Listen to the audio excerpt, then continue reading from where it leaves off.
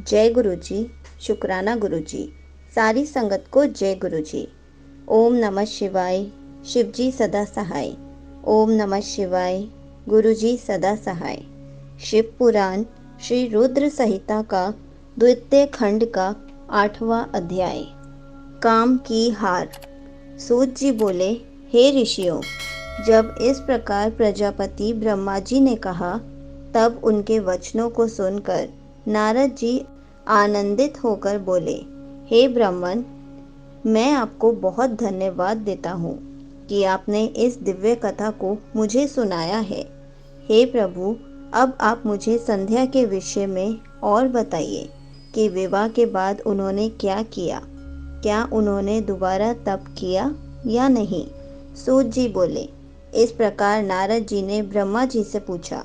उन्होंने यह भी पूछा कि जब कामदेव रति के साथ विवाह करके वहां से चले गए और दक्ष आदि सभी मुनि वहां से चले गए, संध्या भी तपस्या के लिए वहां से चली गई, तब वहां पर क्या हुआ?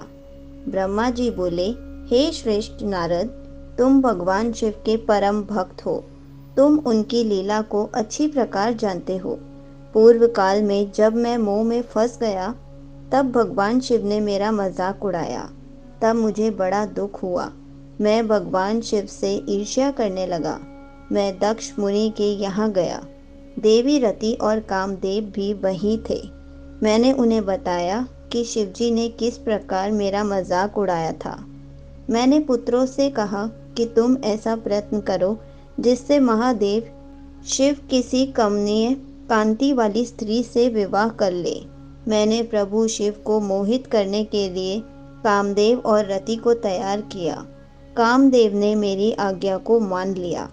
कामदेव बोले, हे ब्रह्मा जी, मेरा अस्त्र तो सुंदर स्त्री ही है, अतः आप भगवान शिव के लिए किसी परम सुंदरी की सृष्टि कीजिए। यह सुनकर मैं चिंता में पड़ गया। मेरी तेज सांसों से पुष्प से सजे बसंत का आरंभ हुआ। बसंत और मलयानल ने कामदेव की सहायता की।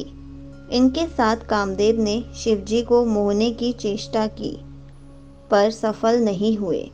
मैंने मरुत गणों के साथ पुनः उन्हें शिवजी के पास भेजा। बहुत प्रयत्न करने पर भी वे सफल नहीं हो पाए। अतः मैंने बसंत आदि सहचरों सहित रति के साथ लेकर शिवजी को मोहित करने को कहा। फिर कामदेव प्रसन्नता से रति और अन्य सहायकों को साथ लेकर शिवजी के स्थान को चले गए। संगत जी, यहीं पर शिव पुराण श्री रुद्र संहिता का द्वितीय खंड का 8वां अध्याय समाप्त होता है। जय गुरु जी। शुक्राना गुरु जी।